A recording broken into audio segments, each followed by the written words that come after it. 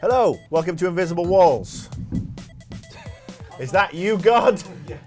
Hi, welcome to Invisible Walls. I'm Marcus, that's Ryan, that's Brandon, that's Chris.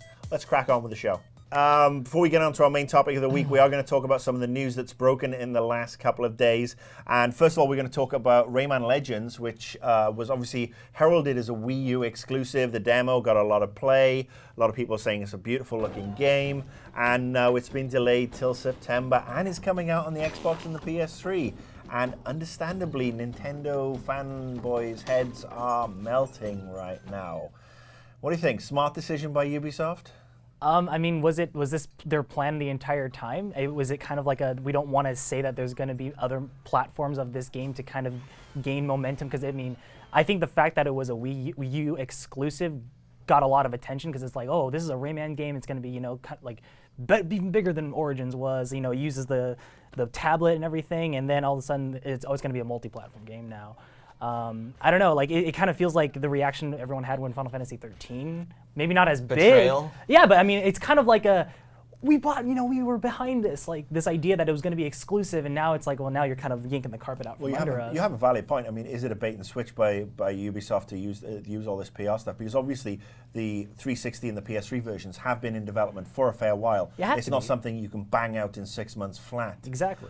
Is it also perhaps an indicator that they're not as confident in the Wii U as perhaps they were prior to launch? That's another thing. And then also, wasn't that game supposed to come out within a month? Yeah, I mean, or like 3 weeks. So yeah, exactly. So it's totally the demo's out they've on had the to store. have known that a 360 PS3 version was coming. They just withheld that information, painting this as a Wii U exclusive, and I think that's a little shady, right? I mean, obviously the tablet co-op stuff or the gamepad co-op stuff is still going to be a Wii U exclusive. Is that going to transfer with just a second controller and analog sticks, for 360? I mean, that's TBD. I mean, right now they're just saying it's announced, but I mean, anyone who's played the demo, it's going to be kind of weird to kind of figure that out. But it's still going to have that kind of, Rayman Origins had the drop in, drop out kind of co-op where you're just kind of there slapping each other around and stuff like that. Yeah, I mean, this is exclusives. Third-party exclusives are becoming quite the rarity these days, and you would think Nintendo would kind of lock them in with their unique aspects of the game. Like people were saying, Zombie U couldn't have been done on another system. I don't know if that's entirely true. Someone's playing Aliens right now, and that's got a little motion sensor. It's not quite like looking down, but the motion controlling hasn't really, that kind of fad has passed. So kind of locking in particular games because they're particular mechanics. I mean, we still haven't really seen that breakout Connect hit or that Move hit, even though they seem to be selling. I think it's a little disappointing for Nintendo in particular because they've never been really strong in third party since the 16-bit era, and now it looks like that may be the same thing. What exclusive were we more excited about than that? I mean, and I wasn't that excited about Rayman, but I mean, it was one of the games that was being most talked about on the system that we hadn't got our hands on yet. I mean, the only other one that was interesting to me was Alien Colonial Marines, which I'm playing on the PC right now, but because of having that second screen and having my tracker down there, that was going to be interesting. I'm wondering if, Ubisoft just went to Nintendo and said, all right, we're changing it to being, you can come out on the Wii. It'll come out on the Wii U first, but we're bringing it to the other consoles. And Nintendo perhaps pitched a fit, and Ubisoft said, "All right, fine, screw you. We're going to release everything in September." It's disappointing because it's a great-looking game that's not going to be out in the next couple of weeks. So Lego City Undercover. I think that's my next. That's going to be my next Wii U purchase, which I'm actually looking forward to. Xbox leak. Controversial. No used games. Controversial. No used games.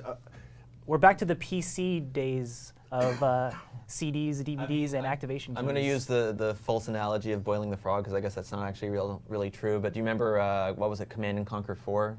It was the first thing that was like, you always have to be online. Obviously, Diablo 3 kind of had that even for single player, and we all saw how fucked up that launch was. Yeah. But I think it's just going to happen. I do think this probably does, not to shift too far away, but I mean, I think this could actually reignite the console wars in a different way if Sony doesn't sort of embrace this. But then again, Sony always had free multiplayer, while Xbox had Xbox Live Gold, and that didn't really seem to make that much of a dent, at least in the States. Well, I think the other thing is that people are freaking out over the no-use game stuff, which also Sony have the patent for, this no-use game technology. I gotta say, I find it a little bit bizarre that people's heads are blowing up over this Xbox stuff, because I remember us sitting as a group in this studio 12 months ago when that leaked document for Durango came out, and we saw exactly the same things. I have my own personal theories, but I'm not going to share them because I actually talk about it on Night Gamer tomorrow. Yeah, watch a Night Gamer. But yeah, I think if Microsoft and Sony block used games completely, they'll be cutting their nose to spite their faces. Digital environment's not strong enough yet. It really isn't strong enough. They'll be pissing off retail. And it's, research has shown that something like 60 to 70% of all used game sales that, or trade-ins, that money goes directly into purchasing new games. So it is part of the cycle. It'd be great to actually get like an economist and like dive into it, because it is deeper than people think. Like the weird kind of like love-hate relationship between like GameStop in particular and the publishers. Yeah. There's a lot of stuff going on there. And I heard today GameStop closing a bunch of stores, which sucks because while I may have issues with GameStop's higher ups and some of their practices, the people who work at GameStop, they on the counter, they're the ones who actually give a shit about games and play these games. So to you guys, if you're affected, I'm really sorry, and I hope you find some stuff soon. Okay, last news topic of the day: J.J. Abrams and Gabe Newell got together at DICE this week. Speculation trolling, that's my opinion. Yeah, Boom. to talk about lens flaring games. Yeah.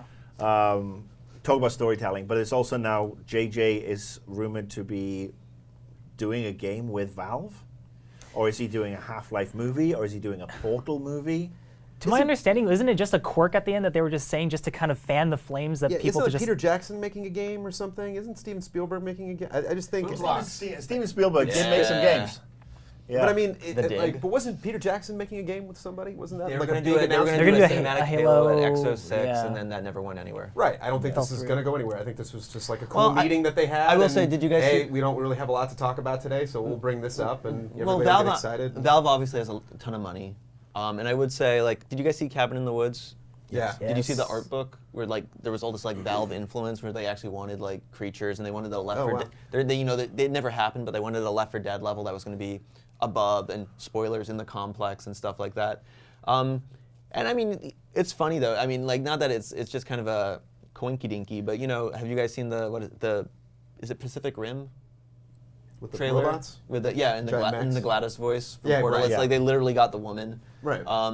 So I mean, these are kind of some feelers. That wasn't out a Valve. there. That was just her. I mean, they just probably went to that. That's just Yeah, people but, not being what's the creative at all, director's being name? like, "Oh, robot voice." There's No, clearly no. only one woman who does Well, that. no, Del Toro like specifically asked. I mean, there's been like news stories. Oh, for her, but not for Valve. Like he didn't Yeah, go to Valve yeah, and then yeah. they got her. Like, But Valve's always been a kind of a cinematic group more than I mean, that's funny because Half-Life 1, I would say you could make an argument invented scripting, and as much as we hate it now, perhaps that was like amazing back in '98. Do you think though that J.J. Abrams could make a good game?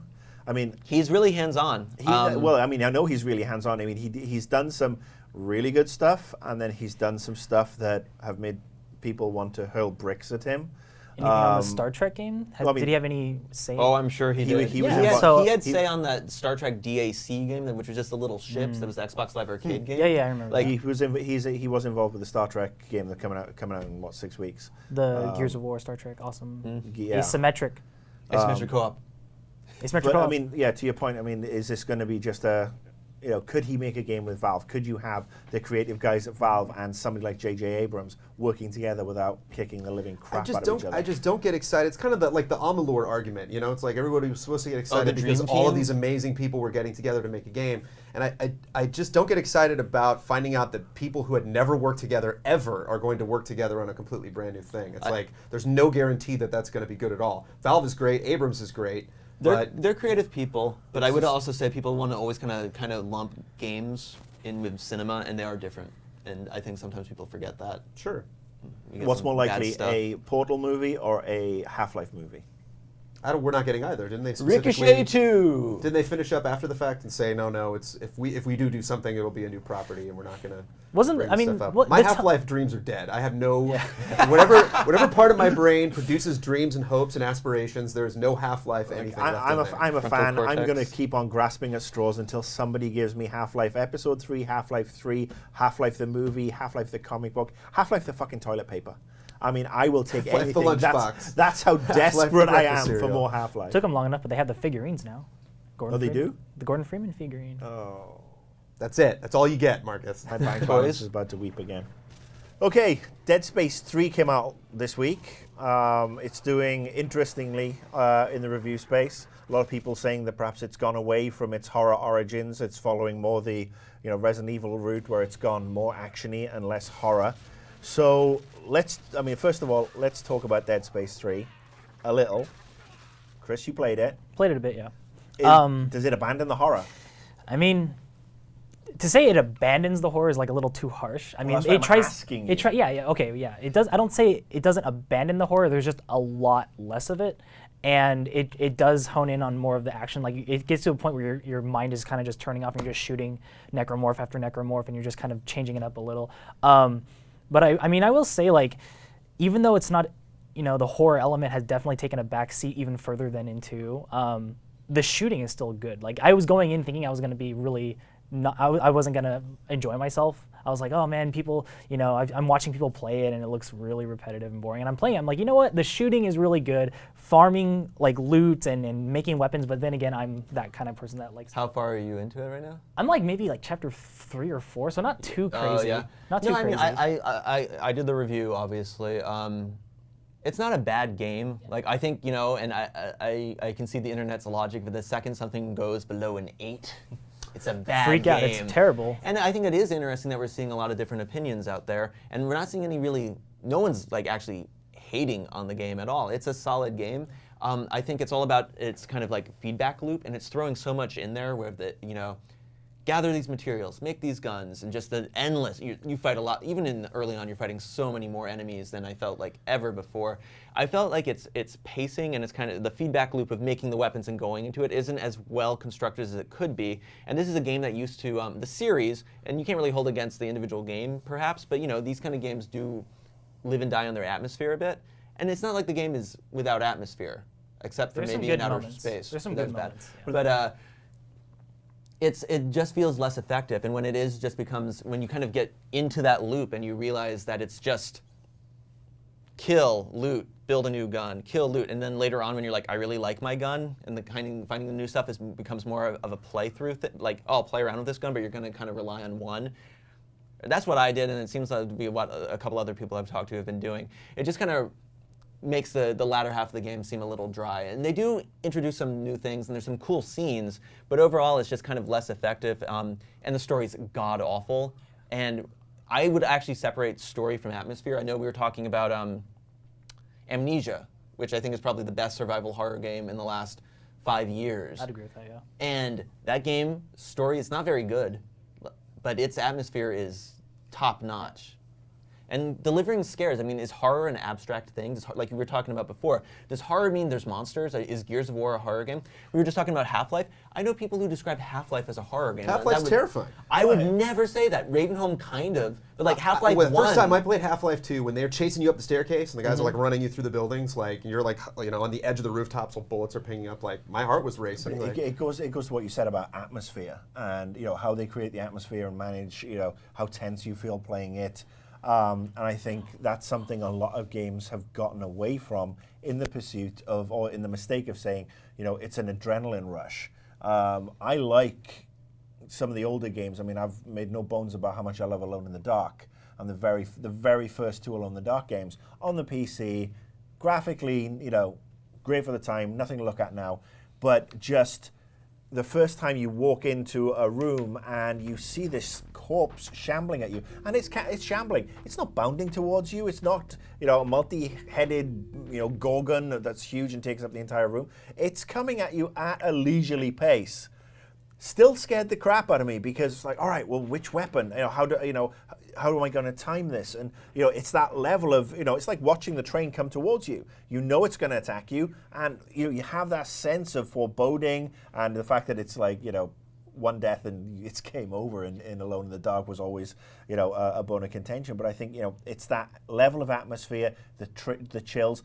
Sometimes what you can see, sometimes it's what funny you bring up see. that series because the second game did the exact same thing in Alone in the Dark, the one with the pirates. And I mean, I know we're going back like 20 years, but that was another game that went from being kind of a haunted house to like zombie smugglers, way more action-oriented, way more gun-oriented. But it still wasn't as bad as Alone in the Dark 3, which was the one never that was touched the it. cowboy one. Oh, At least- yeah. Okay. I never played the that. first two, I mean, the first two at least were very close, and it's very similar perhaps to how Dead Space, started off. Dead Space 1 was all about tension, all about, what the shit is going to go on. First time you walk into a room, there's that bit of mist and computer banks, and you're like, okay, hairs the back of my neck is starting to raise. I think it here. has to do with the idea of the novelty of horror in a series. I think this may actually be more about series. I mean, look even at Resident Evil, where the first one that you're in the house, and I still remember the first time I played Resident Evil 2, I was, you're in the truck and it crashes, and there's like 6 or 7 zombies around you. That was a lot of zombies for then. And even there, like, even though if the controls were same and kind of awkward, there's this kind of idea where horror is this like novel thing, this gimmick, right? So Dead Space, you shoot their limbs, these people like that little in the captain's lair in the first Dead Space where it kind of inserts its the little winged bat thing, inserts its things into the corpses and they come alive and you're like, holy shit, what's going on? And everything's new. It's like something jumps out of the window, like the Resident Evil window scare, right? I mean, that's the thing everyone always comes back to. It's not going to scare you the second time. It's like a joke, you hear the joke again and again. It's not going to be funny. So I think it's just these series are. God bless these guys trying to keep iterating on their games, but man, it's hard to keep up with that sort of level of atmosphere, and especially scares.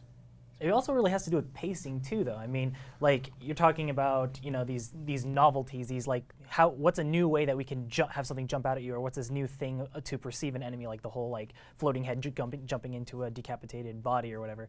I mean, that is true. Like having something that's different and abnormal that we've never seen before is part of it, but it also really has to do with pacing too, because those moments were the head jump, like for Dead Space 1, like the first time you see a head crawler go inside of a corpse, that happens when there's like a lot of nothing happening, and then the first time you see it happen, you're like, Jesus, that's disgusting, And when you just don't have enough time to let the player breathe, and you're constantly throwing enemies at them, it doesn't matter what at any point. Like the enemies could be really cleverly designed, except for with the clever girls that you're talking about. Those are awesome. I agree with you. But the ones that peek out, they're really cool because. But they're in spoiler. They're in Dead Space 3, but yes. like in Dead Space 2, they were like introduced. Like they have still slow cool pacing, elements. yes. But here all of a sudden they just throw in like, oh, we haven't used this guy yet, and like I'm like, oh, I remember the guy from Dead Space 2. But there's no sort of like ceremony. The storytelling of the gameplay.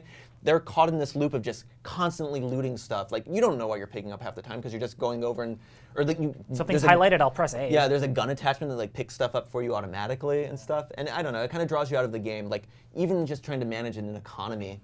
Well, I think like systems in general are like the enemy of real like tension and horror. Like anytime I get comfortable with something, like I always amuse myself with like how kind of happy the music was in every Resident Evil game when you got to a safe house. But like safe houses always felt great because you knew like, oh, I'm in this area and there's gonna be no bad guys here. But like once I get out, like that's when I'm in danger. And like it felt really fun, like trying to get from save point to save point or trying to get from room to room. But once you have, like you made a great point in the review with the economy. Like once I'm starting to think about how I want this weapon to mix with this, it's like there's this through line throughout the game, this other thing outside of the horror that you can kind of connect to and use as like a blanket. The kind of, like you were saying, to just start mowing things down and not really think about like, oh yeah, that thing jumped out at me, but I was wondering what weapon I should switch to and not really focusing on like what's the atmosphere or the story or what's going on. This is going to sound a little petty, but so in Dead Space, the Dead Space 1 and 2, you had the power nodes, and it was a gameplay system, but it was a decision to, do I save these to upgrade my weapons and my rig, or am I going to open that door and see what's behind it? They've abstracted it 2 extra layers where now you have to collect tungsten and craft a tungsten relief bar, torque bar, and then you can open up the little door. And then tungsten kind of becomes this weird upgrade element. And it's just weird to be like, I mean, that one in particular, because I actually thought the power node kind of like binary choice for like exploration versus powering up was actually kind of an interesting duality. But like now it's like, okay, do I have to lay down have you gotten the little scavenger robot yet? It's like, I gotta go now put down scavenger robots because I'm fighting tons of necromorphs, but I'm also worried about my resources. And there's so much health, like the combat now, you're gonna eat a couple hits because there's so much fights, but there's always like managing your health. It's kind of like BioShock where you don't have regenerating health, but you have to kind of manage, when I'm gonna, restore my health. And now, like you used to be worried, like, oh my god, I only have like 2 health packs left. I don't know when I'm gonna get to a store. Now it's just like kill, kill, kill. Oh, I died, reload, kill some guys. I know someone's gonna drop a health pack. Yeah, I completely agree. Like freaking you can have tons of health, you can have little health, but as long as death doesn't mean anything, because Dead Space 3, death doesn't mean anything. You die, you're set back most like 5 minutes, right? Like, it got to a point where, like, because I started playing the game immediately, I was like, well, because of the difficulty ranges of today's games, I'm just gonna play on like freaking hard, not elite, but hard, right? And so I'm like, I'm gonna cautiously play everything. I'm like really trying to make this game. I'm trying to scrape for any amount of horror that's in the game. I'm like, I'm gonna make this scary, right? And I die, and something jumps out at me, and I'm like shooting at it, and I die, and I'm like, okay, cool. And then I load. I'm like, well, it doesn't really matter. Like, if I die to it, I just try again. Where you need to make me fear death. What am I losing if I die? Do I lose an hour of progress? Man, I'm like tense. I don't want to die. But if I'm losing 5 minutes of progress, and that's based on kind of cheap deaths and my lack of caring, really, like. There's not really much to, for the game to do with a horror. Visceral's right? trying to address that, and like I give them credit. I mean, it's a beautiful looking game, and it is fun. And they had the mode. There's the one you die once, it's game over mode. But I don't think the balance and the way the necromorphs spawn on you, that's anywhere near fair. I'm sure you could power up your gun enough and do things just right, play on easy, and I'm sure I know people are going to do it. And then they have another mode which is supposed to be more of the, I love Resident Evil 1 where it's like, oh, I don't have that many bullets, you're gonna, it makes more, Resident Evil, there's almost no benefit to early Resident Evils of killing people. They don't drop items. I mean, you can run around them, like, if you're gonna kill a guy, make sure it makes sense, right? Like, if you can save those bullets for another day. And they added this other mode where they don't drop any ammo, they don't drop any health packs, and you have to craft it all. But I know they did that for New Vegas too, that like realism mode, for food and stuff. I don't know. I think that's a hard sell. I'm sure it's going to find its audience. That's ultra hardcore. I feel like it's just more of a knee-jerk reaction to please people that are complaining about it versus designing the game around that, though. Like, the game is designed around having a shit ton of health packs, a shit ton of ammo, and that's why they're so liberal with their enemy spawns and deaths or whatever. But when you're like, oh, one death, game over, all lose everything, permadeath, whatever. When they're just tacking we don't know for sure, but what it feels like is tacking onto the experience. It's like, oh, you can play it if you really want to. That's like saying, oh, you can go play Call of Duty Modern Warfare 7 and knife-only kills. Beat the entire game with knife-only kills. It's like you're bending to make this game, oh, it's a scary game, right? And, it's an extra bullet point on the box. Exactly. Obviously, I've said, everybody knows that I PR'd Fear. And as part of that PR campaign, we got together with John Carpenter. And he wasn't involved with the game in any way, shape, or form, but we sat him down and did a bunch of interviews on what makes movies, games, books, anything scary.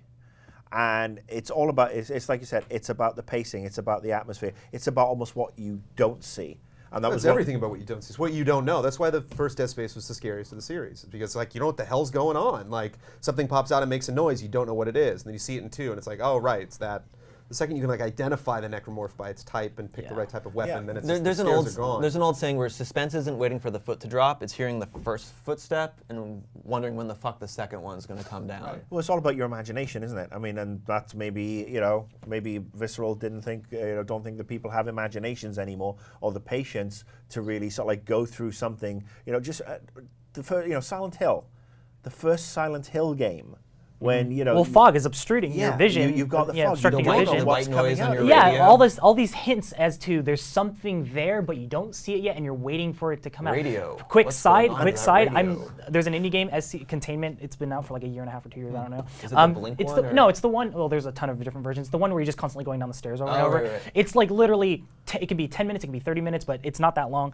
That game, like, scratched some like parts of my brain that I've never had since like the PS1 era. Like, you're just going down these stairs, and because every playthrough is different, you don't know which floor, how deep down the stairwell is the monster, and so every floor you're expecting it to be there. And because it gets to it could be the 10th floor, it could be the 70th floor. You don't know, and you just hear this constant groaning of it and these scratching sounds of it.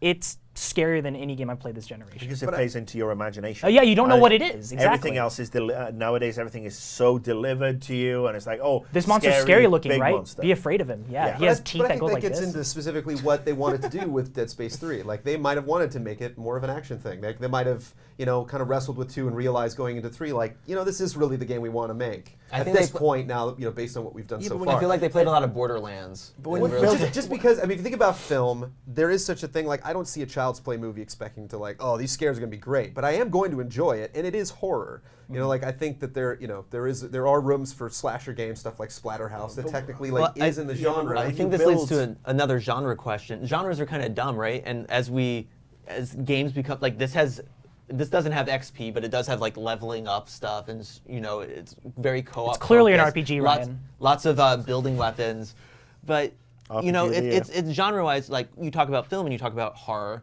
and we were talking before, like is Half-Life maybe a horror game?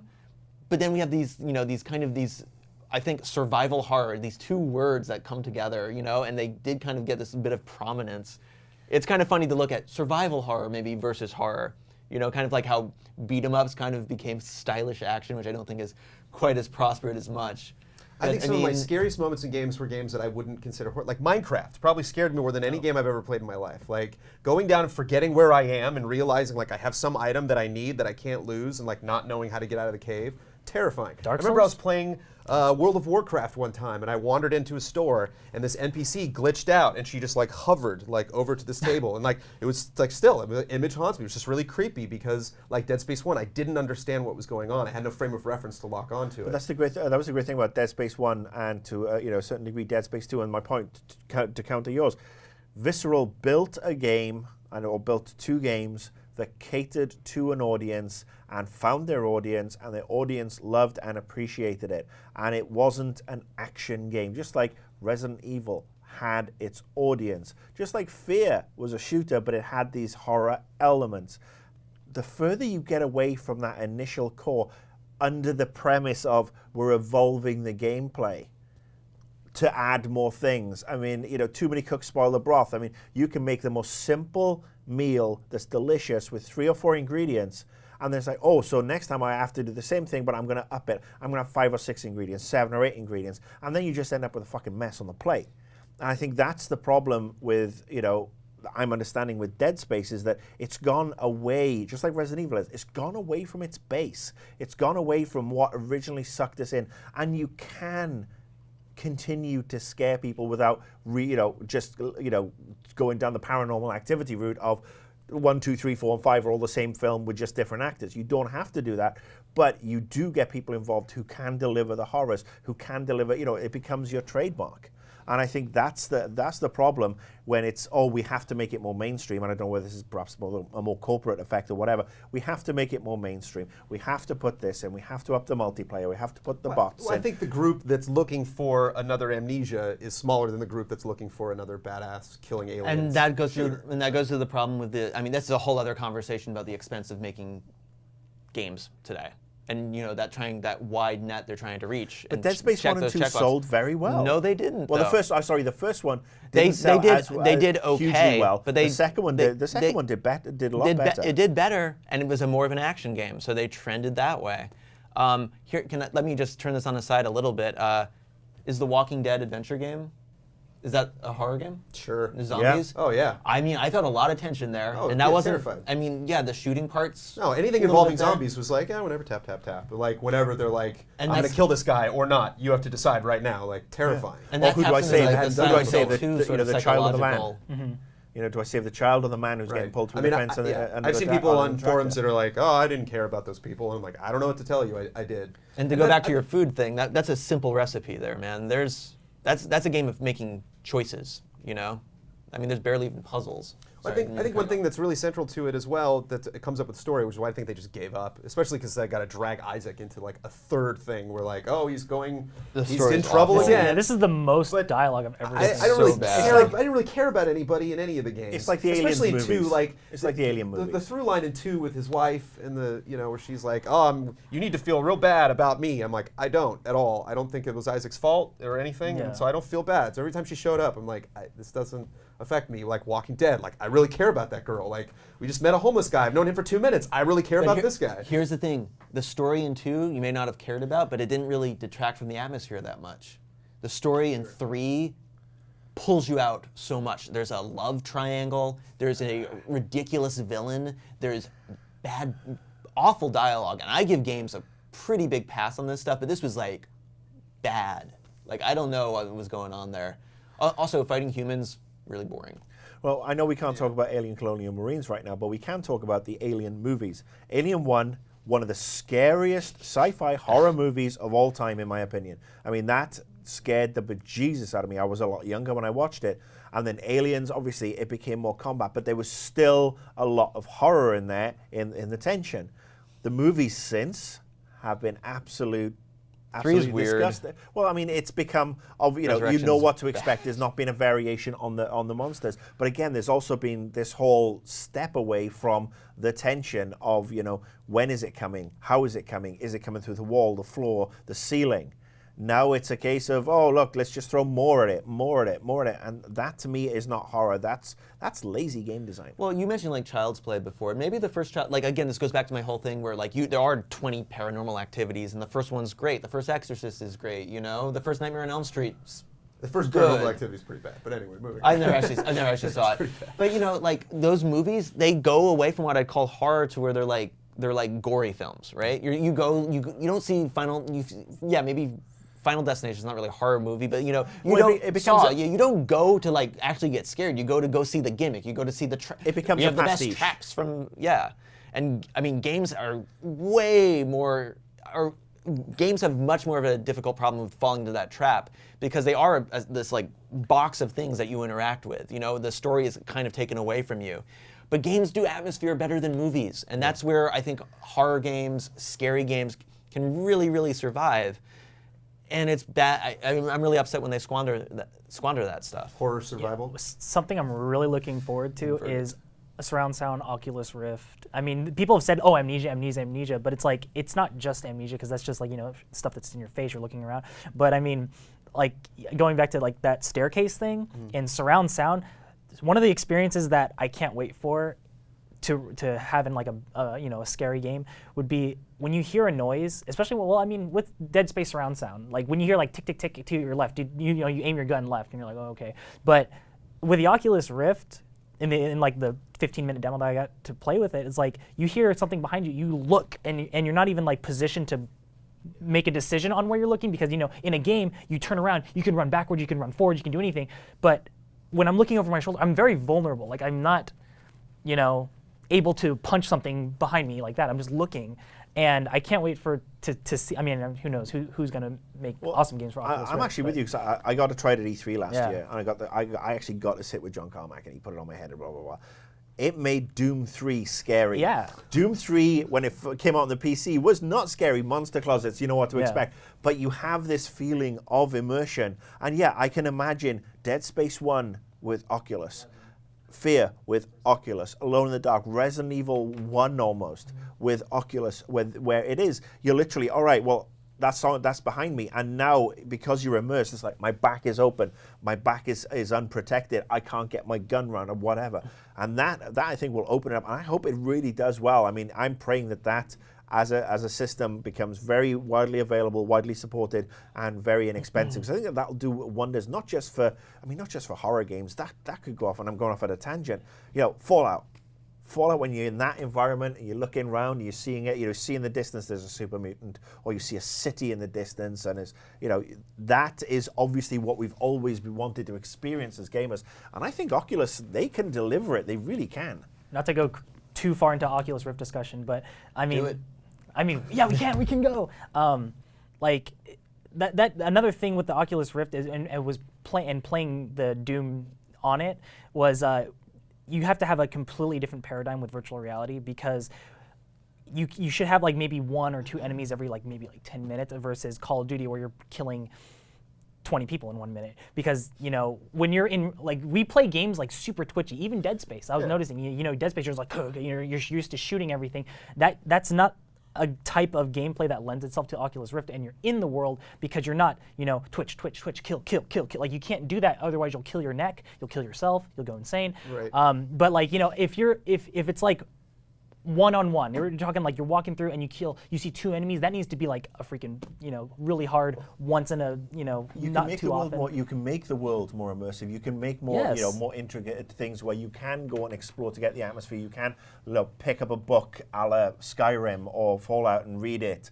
You know, you can look through a fridge and see what else is going on because that to a lot of gamers, myself in particular, is really, really interesting. I mean, I remember I was PRing a game back in the UK. I mean, it was so long ago, I can't even remember what it was called, but it was almost like an Elite-style game. Like a 4X? No, David Braben? Yeah, David Braben Elite, where it's like, you can build your own ship and everything, but you can also have, it was going to have, it was multiplayer, wildly ambitious. You could dock at a space station and sell your ship and just get a job on the space station. Almost like Star Wars Galaxies, where if you want to be a dancer, you can be a dancer, but obviously that was just no fun, because George Lucas and LucasArts just forgot to put the fun into the game. But that whole immersive aspect, that's a great way for video games to go. I mean, be able to get into Fallout and just have an experience and become part of a community and interact with people before going on to my next adventure. Walking Dead. I mean, it's just, again, you interact with these people because the writing is good, the characterization is good, the voice acting is good. You feel like you're in there, and what you're doing has an impact. And I just think that some of the horror games that we're playing right now, you just, like you said, I die, I go back 5 minutes, and I have no impact. I have really no investment. A really quick thing too, like when I was playing Dead Space 3, like I don't even get a chance to absorb and look at the enemies before they're running at me, because deaths are so fast in that game. They do the cutscene, quick time event.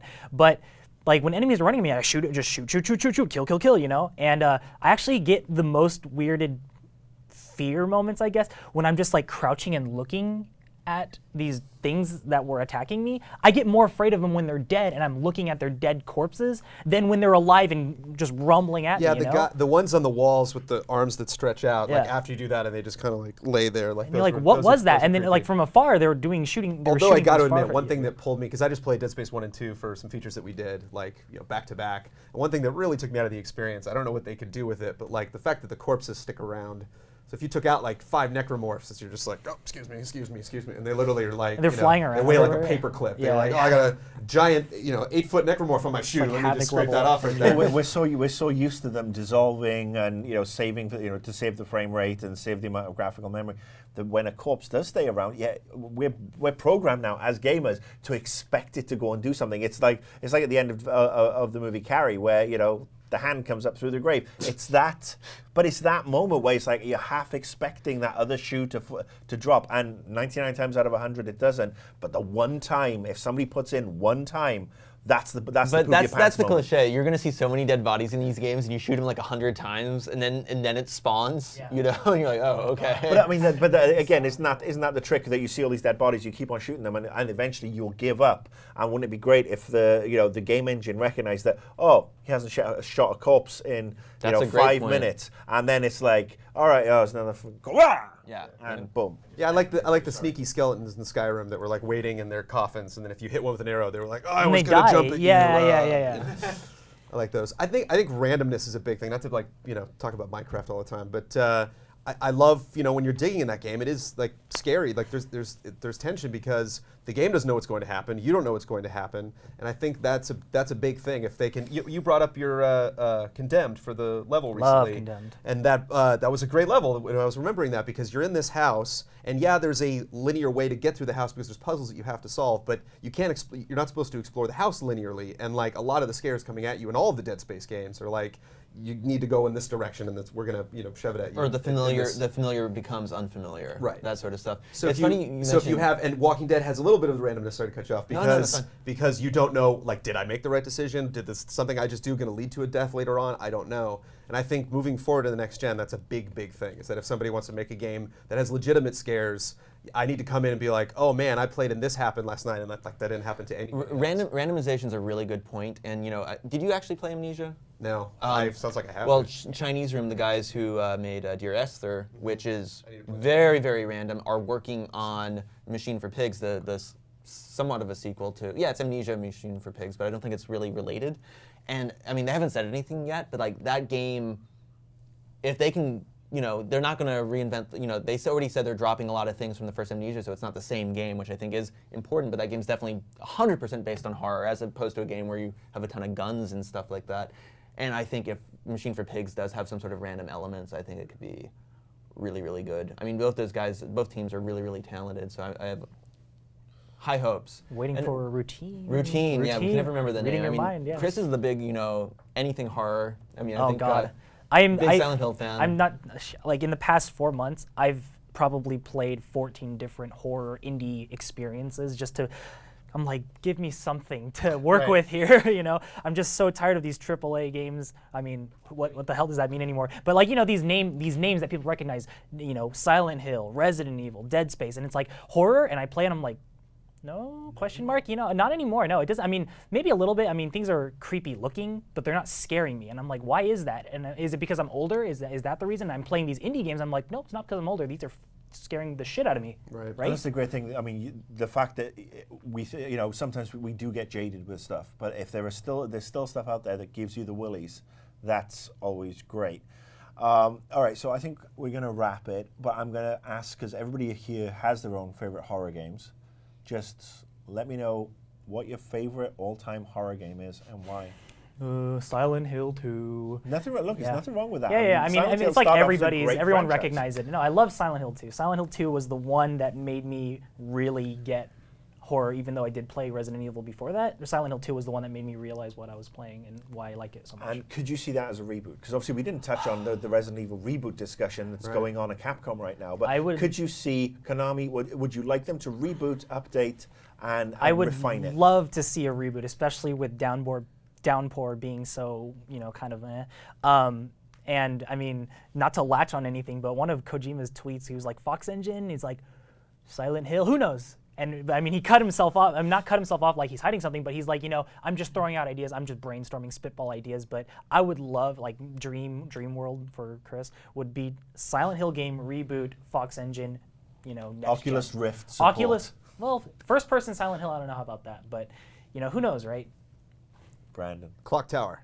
The PlayStation 1 Clock Tower. Right. Definitely doesn't hold up. The figures are really blocky, but and not in like a good Silent Hill 1 way. But getting chased, But right? getting chased. Getting chased. Just it kind of like with the Miasmata, how like you hear the monster coming, you never, I don't know. The movie that game just had a lot of setup, and of course, like any good horror film or game, I played it with a bunch of friends, and we're all screaming our heads off playing Would it. you go for a reboot? But of Clock Tower, I don't know. I mean, I'd be down. I'm probably not a smart business decision because it's not really a brand people are familiar with. But I'm definitely down for the Resident Evil reboot. And to just one last topic on the on a randomness thing, it'd be interesting. The first game's built around this mansion. It'd be great if the mansion and its property were kind of this open world that you could. There were puzzles to solve, but you could kind of explore them at your own pace. And say like there is an area where a monster's at, and it's just a question of like, do I want to attack that now, or do I want to come back later when I'm ready? Not just just breaking up that linear pathway through a horror game. I think will get more scares. I could go for that. Ryan? I'd say Amnesia is probably the best horror game I've played, but I would say for the nostalgia factor, Alone in the Dark 1, actually. I was 13 or 14, just starting to read H.P. Lovecraft, total nerd and a loser, no girlfriend. And I went to the game store and I picked up Doom Shareware and Alone in the Dark, and I was like, this is the best gaming day ever. Like, on like 6 floppy disks for Doom. I'm like, I don't have to download it on my modem. And yeah, I remember just being, with the crazy camera angles and everything. And even though it looks so silly now, Alone in the Dark really made a lasting impression on me. And could you see a full-on Victorian-era Edward Carnby reboot of Alone in the Dark being really cool? Yeah, I could. I mean, and I'm one of the few people who didn't think that, I forget the developer, but the Atari one that came out in like Infogrames. 07 or 08. Oh, yeah. I didn't think it was as awful as some people said. It had a lot of cool stuff going on, but yeah, it was a bit of a mess. Well, I was going to say Alone in the Dark, but now Ryan said it. I'm actually going to go back to the first really, really scary game I ever played on the Sinclair Spectrum 48K, and it was Alien. Company had basically got the license to it on the cheap, so it was an old movie at the time, and released a £2.99 cassette, and it was basically almost like a little strategy game. You'd see certain sections of the ship. You'd have your tracker. You could hold a tracker or a weapon. and you had to swap between them, and you had to keep on checking, and things would pop up in different sections of the ship, so you had to try and get there to fix certain aspects. It's a very simple game. It's probably, it could make a great Flash game nowadays. But that was the first one. Again, it was that, because I knew the film, it was just that sense of tension. The beep of a motion tracker is one of the scariest sounds, I think, in cinematic horror history. Okay, and that's our show for this week. We will be back next week. Ryan, what are we talking about next week? I think we're going to be talking about, the Wonder Swan. Yeah. And maybe, the FM Towns. And was it some Japanese consoles. And Wonderbook 2? Wonderbook 2, yeah. Yeah, we're looking forward to that one. Electric Boogaloo. Yeah. No, interesting show next week. You'll have to watch us to find out what it's about. Don't forget, Annoyed Gamers up in the morning. Later.